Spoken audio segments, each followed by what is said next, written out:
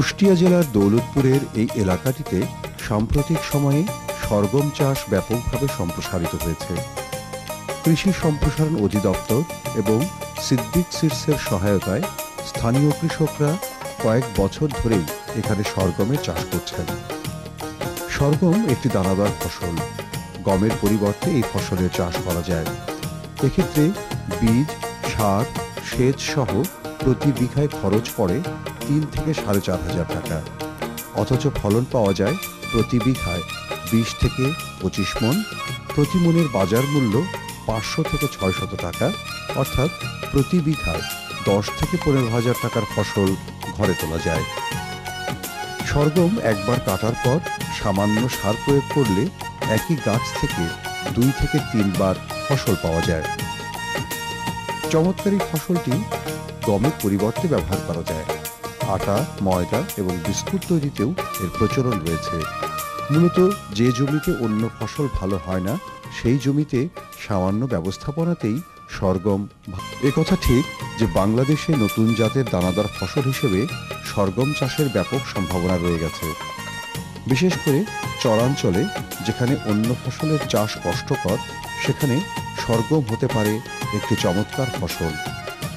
বাংলাদেশে বর্তমানে যেভাবে ভুট্টার চাষ সম্প্রসারিত হয়েছে, তেমনি ভবিষ্যতে সরগমের চাষও সম্প্রসারিত হবে বলে আশা করা যায়। বাংলাদেশের চরাঞ্চলে রয়েছে ২,৬৬,০০০ হেক্টর জমি, যেগুলো চাষাবাদের প্রায় অনুপযুক্ত। এইসব জমিতে ধানের চাষ ব্যয়বহুল, আবার পানির অভাবের কারণে অন্য কোনো ফসলও চাষ করা যায় না। এইসব জমিতে হাইব্রিড বাজরা চাষ করা সম্ভব। বাজরা একটি দানাদার ফসল এবং গম বা ভুট্টার পরিবর্তে এর চাষ করা বেশ লাভজনক। বাজরার ফলন প্রতি একরে ২.৫ থেকে ৪ টন, অথচ উৎপাদন খরচ প্রতি একরে ৪ থেকে ৬,০০০ টাকা। সম্প্রসারণ কর্মীদের মতে প্রতি একরে ২০ থেকে ৩০,০০০ টাকা আয় হতে পারে এই ফসল চাষের মাধ্যমে।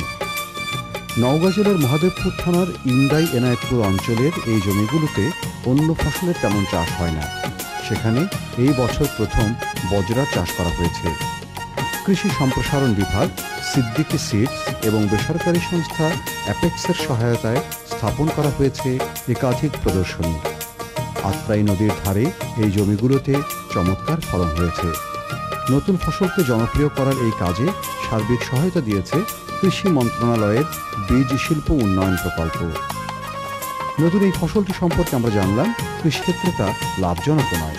সেক্ষেত্রে চরাঞ্চলের জমিগুলোতে বজরা চাষ লাভজনক হতে পারে।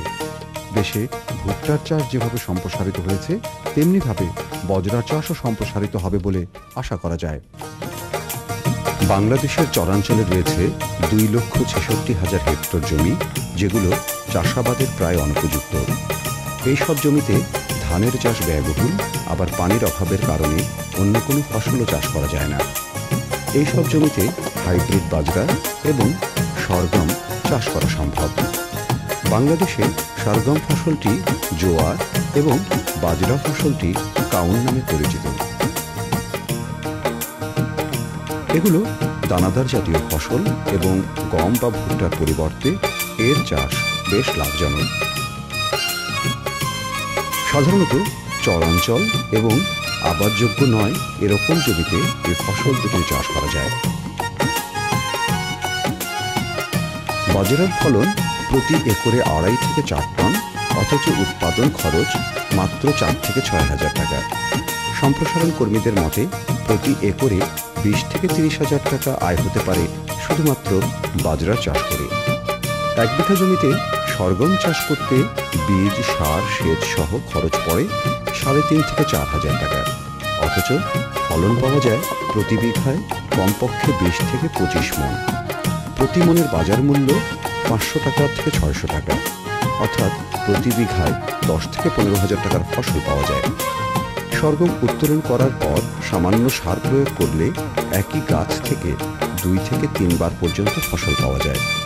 এই ফসল সম্পর্কে কথা হলে কৃষিবিদ জনাবের সহায়তায় নতুন ফসল জনপ্রিয়করণ কর্মসূচির আওতায় দেশের বিভিন্ন অঞ্চলে সরগম এবং বাজরার প্রদর্শনী স্থাপন করা হয়। কুষ্টিয়া জেলার দৌলতপুর, নওগাঁ জেলার মহাদেবপুর সহ দেশের বিভিন্ন স্থানে স্থাপন করা হয় একাধিক প্রদর্শনী। একথা ঠিক যে বাংলাদেশের সব জমিতে সব ফসল চাষ সম্ভব নয় এবং অনেক ক্ষেত্রে তা লাভজনকও নয়। সেক্ষেত্রে চরাঞ্চলের জমিগুলোতে এই ফসলের চাষ লাভজনক হতে পারে। বাংলাদেশে বর্তমানে যেভাবে ভুট্টার চাষ সম্প্রসারিত হয়েছে, তেমনি ভবিষ্যতে নতুন এই ফসল দুটো চাষও সম্প্রসারিত হবে বলে আশা করা যায়। বাংলাদেশে 2,66,000 হেক্টর জমি হচ্ছে চরাঞ্চল, আর চরের এই জমিগুলো কোনো ফসল চাষেরই উপযুক্ত থাকে না নানা কারণেই। আরেকটি ঘটনা আছে যে আমাদের চরাঞ্চলে যে মানুষ বসবাস করেন তারা অত্যন্ত দরিদ্র। তাদের কাছে অনেক ক্ষেত্রেই ক্যাপিটাল থাকে না, মূলধন থাকে না যে আধুনিক কোনো ফসল তারা গ্রহণ করতে পারেন। সেক্ষেত্রে এই হাইব্রিড বাজরা, জোয়ার যেটাই আমরা বলি না কেন, সেগুলোর চাষ কিন্তু সম্প্রসারিত হতে পারে। প্রথমত এই জায়গায় বিনিয়োগটি অত্যন্ত কম এবং অল্প সময়ের ভেতরেই প্রতিকূল পরিবেশেও এই ফসলগুলো চমৎকার ফলন দিতে পারে এবং কৃষককে লাভবান করতে পারে।